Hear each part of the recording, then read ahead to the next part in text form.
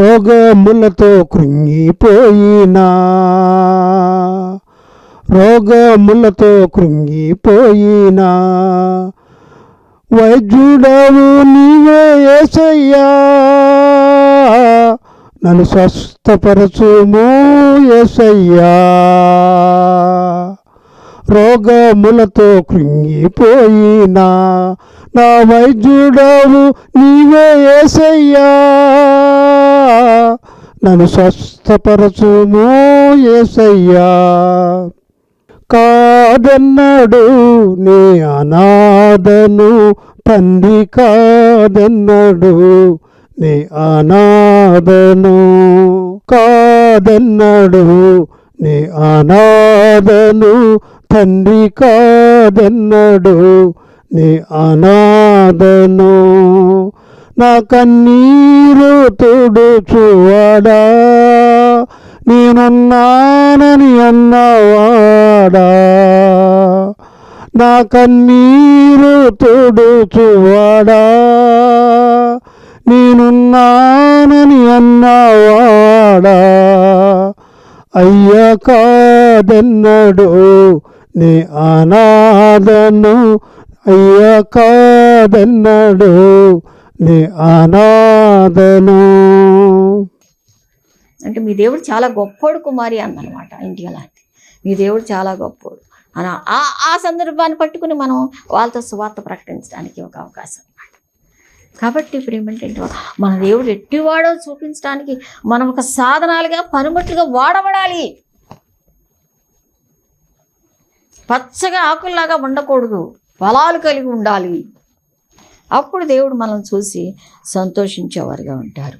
కాబట్టి మరి దేవుడు మనల్ని అలాగ ముందుకు తీసుకెళ్లాలని, మరి అంతవరకు నమ్మకంగా దేవుని కోసం జీవించాలని మరి నేను కోరుకుంటూ ఉన్నాను. ప్రేమేంటండి వాళ్ళారా, అలాగే మరి దేవుడు మన జీవితాల్లో కూడా చేసి కనాను స్త్రీ యొక్క కుమార్తెని కూడా స్వస్థపరిచినట్టుగా ఇక్కడ దేవుని వాక్యం సెలవిస్తాం. చూడండి, మత్తయి సువార్త 15వ అధ్యాయము 22వ వచనంలో చూస్తే, 15:22లో కూడా చూస్తే దేవుని వాక్యం ఇక్కడ కానాను స్త్రీ యొక్క కుమార్తెను కూడా మరి దేవుడు స్వస్థపరిచినట్టుగా దేవుని వాక్యం సెలవిస్తూ ఉంది. 22వ వచనంలో, యేసు అక్కడి నుండి బయలుదేరి తూరు సీదోనుల ప్రాంతములకు వెళ్ళగా, ఇదిగో ఆ ప్రాంతం నుండి కనాను స్త్రీ ఒకటి వచ్చి, ప్రభువా, దావీదు కుమారుడా, నన్ను కరుణింపుము, నా కుమార్తె దయ్యము పట్టి బహు బాధపడుతున్నని కేకలు వేసింది. అందుకు ఆయన ఆమెతో ఒక్క మాట అయినా చెప్పేంటంటే వారు ఇక్కడ దేవుని వాక్యంలో రాయబడిన రీతిగా మన కనాను స్త్రీ ఒకటి వచ్చి, ప్రభువా, దావీదు కుమారుడా, నన్ను కరుణింపుము, నా కుమార్తె దయ్యం పట్టింది. ఈవిడ కానాను స్త్రీయే. మరి అయినా సరే ఏమేమంటుందంటే ప్రభువా అంటుందన్నమాట. దావీదు కుమారుడా అంటాను. అంటే దావీదు కుమారుడు అన్న విషయం నాకు తెలిసింది. చూడండి, మత్తయి సువార్త 1వ అధ్యాయంలో కూడా ఉంటుంది కదా, ఈయన వంశావళి గురించి కూడా ఆమెకు తెలిసింది. చూసారా, అంత ఎరిగిన అబ్రహాము కుమారుడు దావీదు కుమారుడైన యేసుక్రీస్తు వంశావళి మత్తయి 1:1. కాబట్టి దావీదు కుమారుడా, ప్రభువా అంటే ప్రభువు అంటే నాకు అధిపతివి నువ్వే, నాకు దేవుడువు నీవే, నా ప్రభుడవు నీవే, నువ్వు నాకు హైయెస్ట్ ఎక్కువైన వాడు నాయన అంటే అంత ఉన్నతంగా ప్రభువుని పెట్టుకుని ఆమె మరి ప్రార్థన అడుగుతున్నట్టుగా ఉంది.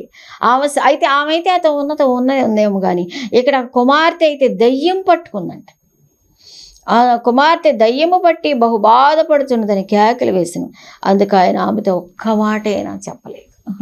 ఇక్కడ కుమార్తె దయ్యం పట్టుకుంది అంటే సాతానుతో మరి పీడింపబడుతూ ఉంది. ప్రేమేంటంటే వారులారా, మరి మన పిల్లలు ఎలాగ ఉన్నారు, దేవుడు మనకి బిడ్డల్ని ఇచ్చాడు అంటే వారి కోసం మనం ఎంతవరకు ప్రార్థన చేస్తున్నాం, వారు దేవుని నమ్ముకున్నారా లేదా, వాళ్ళకి దేవుని రాజ్యం ఉందా లేదా అని ఎంతవరకు మనం బాధ్యత కలిగి ఉంటున్నాం. దేవుని వాక్యం మనం చూసుకున్నట్టే మరి చాలామంది ఈ లోకంలో చూస్తే వాళ్ళకి ఎడ్యుకేషన్ కోసం ఎన్ని లక్షల రూపాయలు ఖర్చు పెడుతున్నారు. మరి ఇక ఈ లోక సంబంధంగా చదువులు, మరి ఉద్యోగాలు, మరి ఇతర దేశాలు పంపాలి, ఇక్కడ మన దేశంలో ఉంచడానికి ఎవరు ఇష్టపడలే. పిల్లలు చదవగానే ఇతర దేశాలు వెళ్ళిపోవాలి, లక్షల రూపాయలు సంపాదించుకురావాలి, మంచిదే. కానీ ఈ రేపు వాడు ఎక్కడికి వెళ్తాడు, వాడి మరణం తర్వాత వాడికి రక్షణ పొందాడా లేదా, వాడు పరలోక రాజ్యం వెళ్తాడు లేదా, పలు లోకంలో ఈ లోపల చచ్చిపోతే ఎక్కడికి వెళ్తాడు అనే గమనం మనం కలిగి ఉండాలి. మెయిన్ అది నేను లోక సంబంధంగా తల్లిదండ్రులుగా ఇవ్వాలి మన బాధ్యత, మన రెస్పాన్సిబిలిటీ. అదే అంతకంటే ఎక్కువ బాధ్యత ఆత్మ విషయంలో. ఇగో నా పిల్లలు రక్షణ పొందారా, ఇగో యవ్వన బిడ్డలు అవుతున్నారు, పెద్దవాళ్ళు అవుతున్నారు, రక్షణ పొందారా, మారుమనసు పొందారా, దేవుని రాజ్యానికి వెళ్తారా అనేటువంటి శ్రద్ధ మనం కలిగి ఉండాలి. దయ్యంతో పీడింపబడుతుంది ఈ అమ్మాయి ఇక్కడ కుమార్తె. మరి దానికోసం ఎంత బాధ్యతగా ఉందో చూడు ఈ తల్లి. అంటే దయ్యం దుష్టుని యొక్క కబంధ హస్తాల్లోనే కదా మరి పిల్లలు రక్షణ పొందలేదు అంటే ఇంకా వాడు ఆధీనంలో ఉన్నట్టేగా మన పిల్లలు కూడా. వాళ్ళ కొరకు మరి నువ్వు ఎంత బాధ్యత కలిగి ఉంటున్నావు, ఎంత ప్రార్థన చేస్తున్నావు. మరి చూడండి ఎఫెసీయులకు రాసిన పత్రికలో కూడా చూస్తే మరి పాపముల చేతను అపరాధముల చేతను, చూడండి 2వ వచనంలో 2వ అధ్యాయం 1వ వచనం, మీ అపరాధముల చేతను పాపముల చేతను మీరు చచ్చిన వారై ఉండగా. ఏ భేదం లేదు, అందరూ పాపం చేసి దేవుడు అనుగ్రహించి మేము పొందలేదు. ఆ వాళ్ళు మనం ఎంత విశ్వాసమైనా మన పిల్లలైనంత మాత్రాన వాళ్ళు పరలోక రాజ్యం వెళ్ళరు. వాళ్ళలో పాపం ఉంది, వాళ్ళ పాపం పోవాల్సిందే, వారు రక్షణ పొందాల్సిందే. వాళ్ళ రక్షణ గురించి మనం ఎంతవరకు, వారు దయ్యంతో పీడింపబడుతున్నారు, శత్రువు యొక్క చేతిలో ఉన్నారు, ఇంకా వారు పరలోక రాజ్యం వెళ్ళే అవకాశం లేదు. వారి కోసం మనం ఎంత బాధ్యత కలిగి ఉంటున్నాము. ఇక్కడ ఏమైతే వచ్చి దేవుని దగ్గర బతిమాలుకుంటూ దయ్యం పట్టిందని చెప్పేసి బతిమాలుకుంటున్నట్టుగా మరి ఇక్కడ దేవుని వాక్యం సెలవిస్తూ ఉంది. కాబట్టి బాధ్యత గల తల్లిగా, బాధ్యత గల తండ్రులుగా మనం ఉండాలని ఇక్కడ దేవుని వాక్యం మనకి తెలియజేస్తూ ఉంది. ప్రియమైనటువంటి వాళ్ళారా చూడండి, ఆదికాండము 21:16 కూడా చూస్తే ఇక్కడ ఒక తల్లి ఎంత ఏడుస్తూ ఉందో, ఆ కుమారుడి పరిస్థితిని చూసి తను ఎంత ఏడుస్తూ ఉందో చూడండి. ఇక్కడ చూస్తే మరి ఇక్కడ హాగర్ ఏం చేస్తుందో చూడండి. ఆదికాండం 21:16 దేవుని వాక్యం, ఈ పిల్లవాని చావు నేను చూడలేనని అనుకొని వింటి మీద దూరం వెళ్ళి అతనికి ఎదురుగా కూర్చుండెను. ఆమె ఎదురుగా కూర్చుండి ఎలుగెత్తి ఏడ్చెను. మనకు తెలిసిన విషయం, ఈ హాగరు తన కుమారుడు ఇష్మాయిలు ఇక నీళ్ళు అయిపోయినాయి, నీళ్ళ తిత్తిలో నీళ్ళు అయిపోయినాయి. నీళ్ళు లేకపోతే మనం బ్రతకలేం కదా. 8 గంటలు దాటితే నీళ్ళు లేకపోతే చనిపోతాం. కాబట్టి మన నీళ్ళు అయిపోయి ఈ పిల్లవాడు చచ్చిపోతాడని చెప్పేసి ఈ పిల్లవాడు చావు నేను చూడలేనని వింటివేత అంత దూరాన పడేసి వచ్చి ఇక్కడ ఏడుస్తుంది అనమాట. దేవా నా కొడుకు చచ్చిపోయే పరిస్థితిలో ఉన్నాడు, అయ్యో దేవుడా అని చెప్పేసి ఎలుగెత్తి ఏడుస్తా. ప్రేమించ చచ్చిపోయే పరిస్థితిలో ఉన్నప్పుడు మరి ఏడుస్తూ ఉంది దేవుని సన్నిధిలో కూర్చుండి.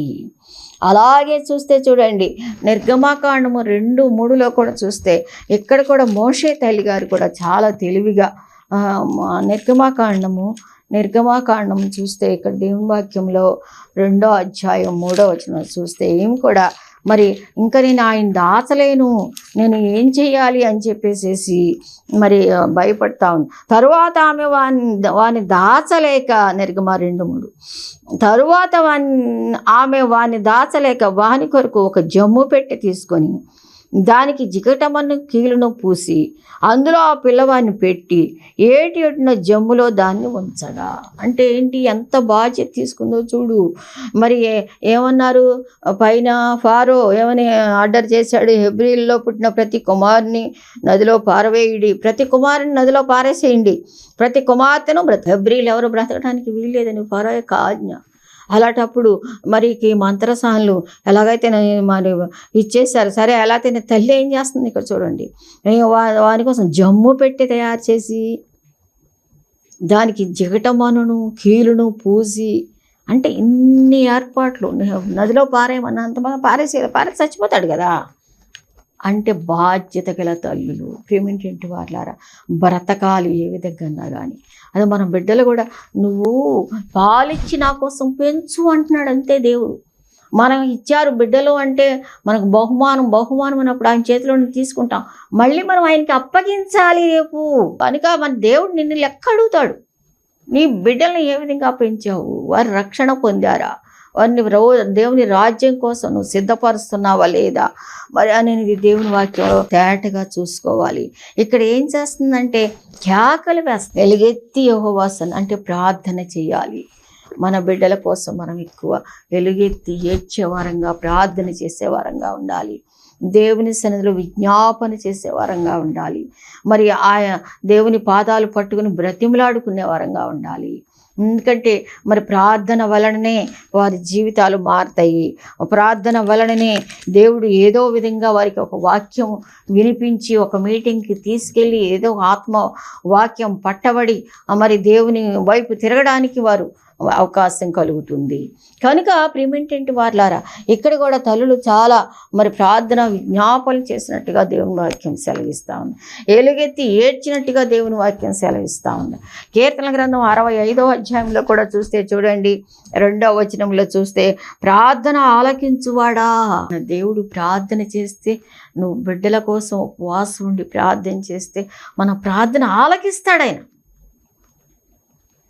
లిటిల్గా నా లైఫ్ గురించి కూడా నేను చెప్పగలను. నా 3 కుమారుల కోసం నేను ఎంతో ప్రతిరోజు ఒక్కొక్కళ్ళ కోసం ఒకరోజు ఉపవాసం ఉండి ప్రార్థన చేసేదాన్ని.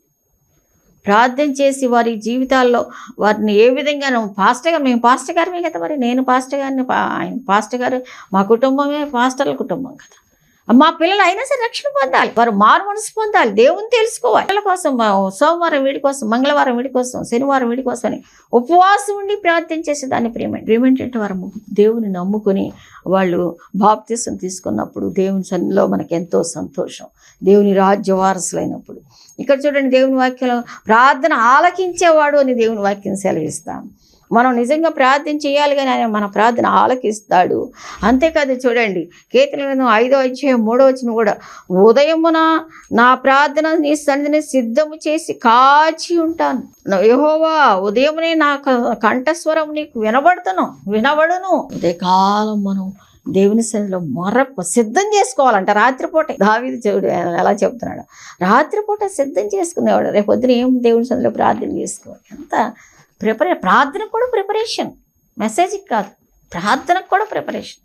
అంటే దేవుని సన్నిధిలో అనాలోచితంగా మాట్లాడకుండా, నీకు వేదన కలిగి ఉంటే, నువ్వు బాధ కలిగి ఉంటే, నీ బిడ్డల రక్షణ విషయంలో ఏమైనా సరే వీటి రక్షణ పొందాలి, ఇదిగో అమ్మాయి రక్షణ పొందాలి, అయ్యో అని చెప్పేసి నీకు వేదన ఉంటే దేవుని సన్నిధిలో ప్రిపేర్ చేసుకుంటాం.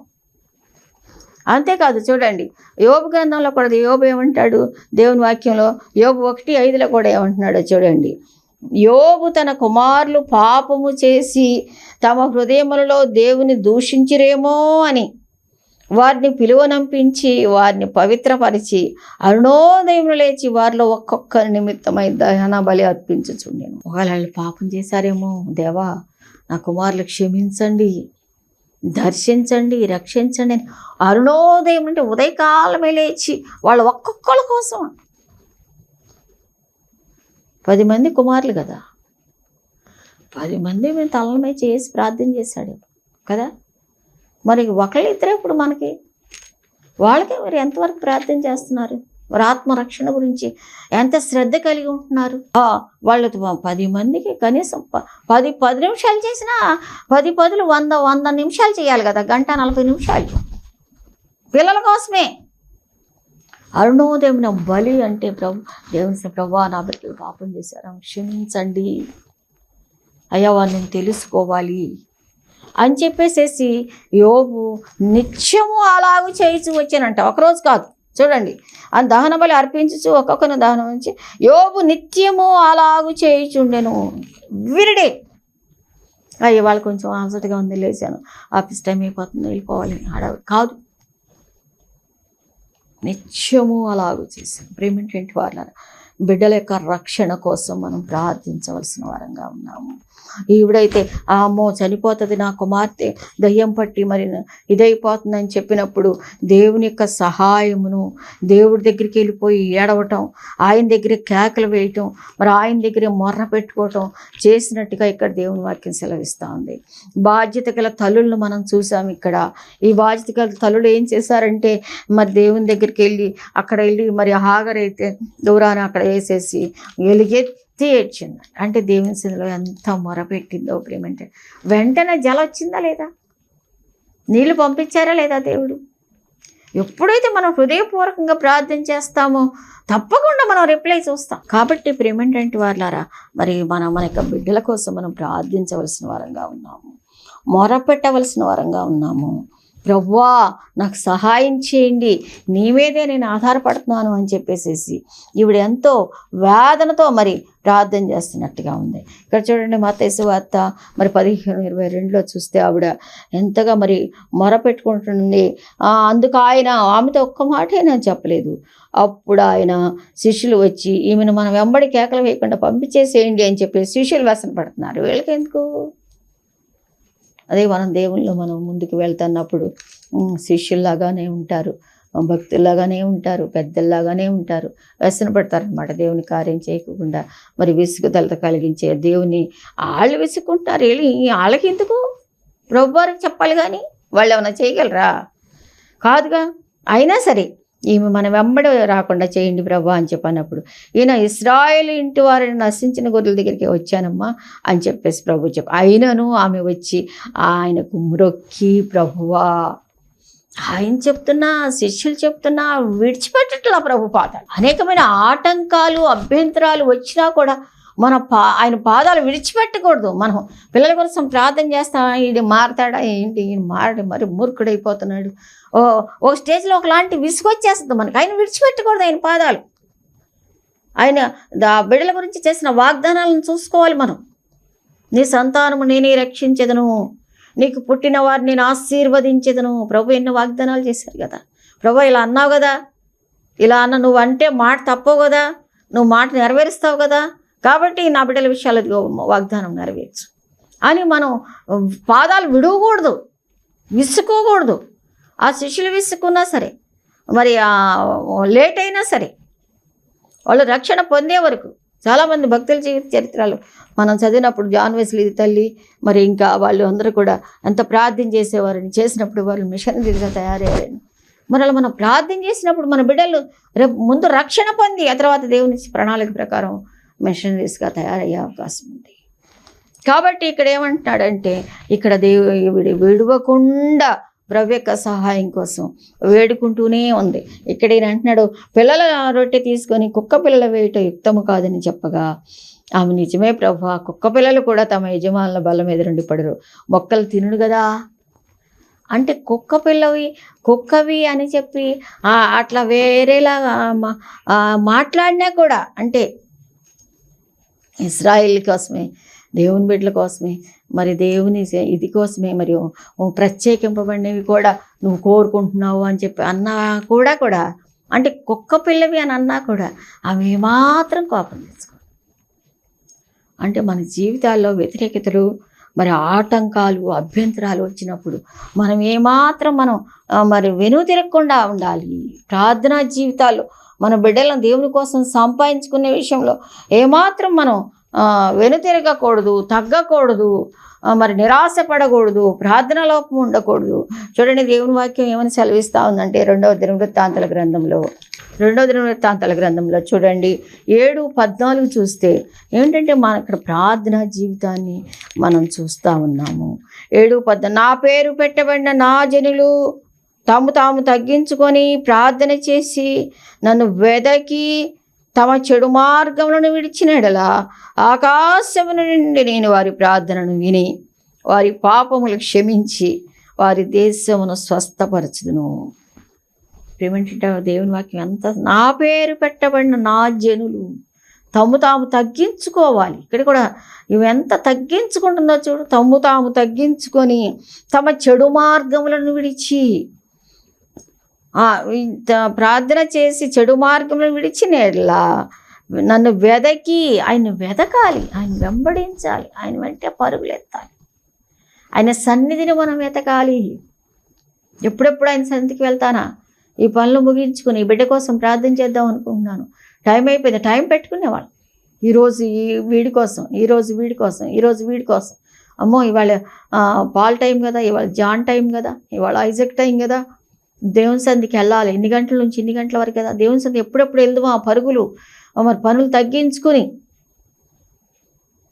దేవుని పాదాలు పట్టుకున్నప్పుడు ఎప్పుడెప్పుడు మరి నా పేరు పెట్టబడిన నా తాము తగ్గించుకొని నన్ను వెదకి తమ చెడు మార్గములను విడిచి.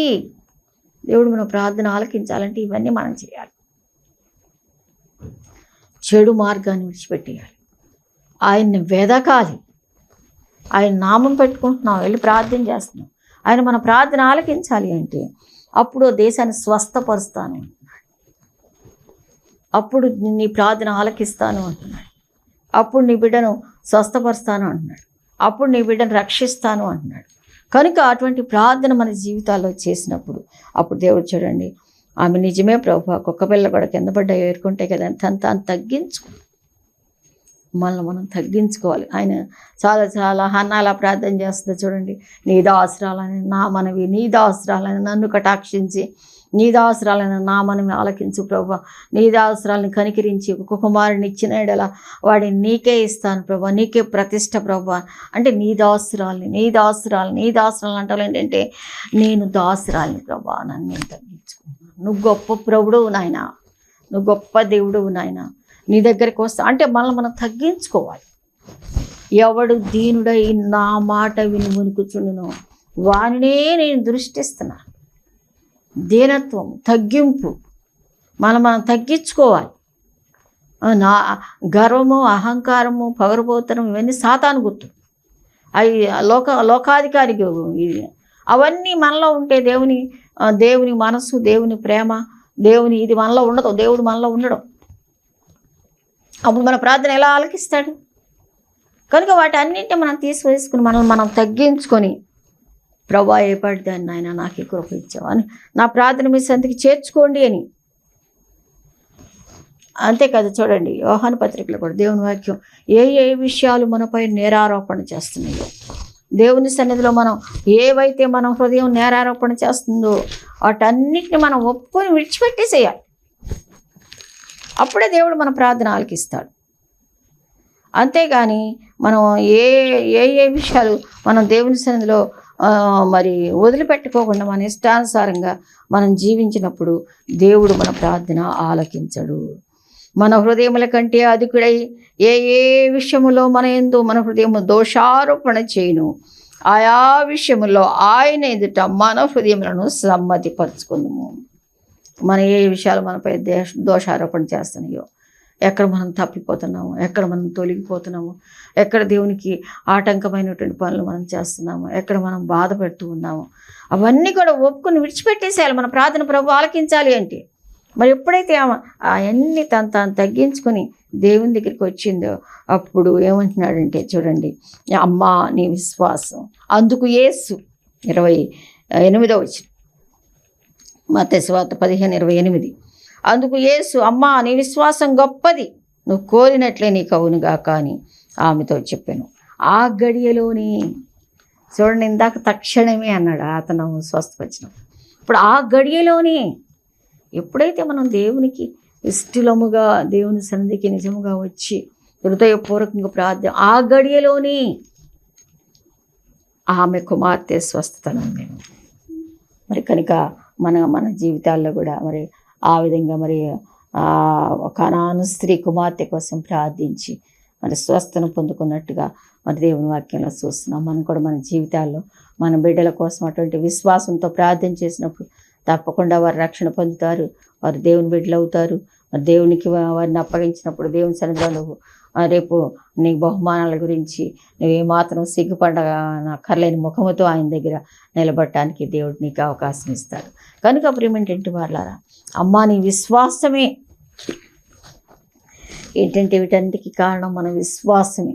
మనం నమ్మాలంతే. ఇక్కడ చూడండి, దేవుని వాక్యంలో కూడా ఏమైనా సెలవిస్తూ ఉందంటే, మార్కు సువార్తలో కూడా దేవుని వాక్యం ఏమైనా సెలవిస్తూ ఉందంటే మనం నమ్మాలి, విశ్వసించాలి. దేవుడు అద్భుత కార్యం చేస్తాడని మనం విశ్వాసం. చూడండి 23వ వచనం 11:23, మీరు దేవుని యందు విశ్వాసం ఉంచుడి, ఎవడైనాను ఈ కొండను చూచి నువ్వు ఎత్తబడి సముద్రంలో పడవేయబడమని చెప్పి తన మనసులో సందేహింపక తాను చెప్పినది జరుగునని నమ్మినడలా వాడు చెప్పినది జరుగునని మీతో నిశ్చయముగా చెప్తున్నాను. అందుచేత ప్రార్థన చేయనప్పుడు మీరు అడుగుతున్న వాటిని పొంది ఉన్నామని నమ్ముడి. విశ్వాసం కావాలి మనకు మెయిన్. ఎందుకంటే ఎంతలా కొండ అయినా కాక, ఎంతలాంటి సమస్య అయినా సరే, ఎంతలాంటి ఇబ్బంది అయినా సరే, ఎలాంటి పరిస్థితి అయినా సరే, ఎలాంటి బండవాడైనా మొద్దువాడైనా, ఎలాంటి మాట వినని తత్వం కలిగిన అమ్మాయి అయినా దేవుని పాదాల దగ్గరికి మనం బండల్లాగా ఉన్నా సరే ఆ సమస్యలు దేవుని దగ్గర తీసుకొచ్చినప్పుడు దేవుడు అద్భుత కార్యం చేస్తుంది. నమ్మాలి, ముందు మనకు విశ్వాసం ఉండాలి. నా దేవుడి కార్యం చేస్తాడు, నా దేవుడు గొప్పవాడు, ఆయన చేస్తే ఆత్మకార్యం, ఆయన ఆత్మకార్యం చేస్తాడు, ఆయన గొప్ప కార్యం చేస్తాడు. అట్టి కృప దేవుడు మీకు అనుగ్రహించును గాక. పరిశుద్ధుడా, ప్రేమగల తండ్రి, దయగల మా స్వామి, కృపగల దేవ, మీ పరిశుద్ధ పాదాలకు వందనాలు, స్తుతులు, స్తోత్రాలు చెల్లించుకుంటున్నాను తండ్రి. దేవా, మీరు ఈ లోకములో యేసుక్రీస్తు ప్రభువా, మీరు ప్రభు ఈ లోకములో ఉన్నప్పుడు, బ్రతికినప్పుడు 33 సంవత్సరాలు ప్రభు మా వలనే ఉండి ప్రభు మా తండ్రి మీరు ఎన్నో అద్భుత కార్యాలు చేశారు.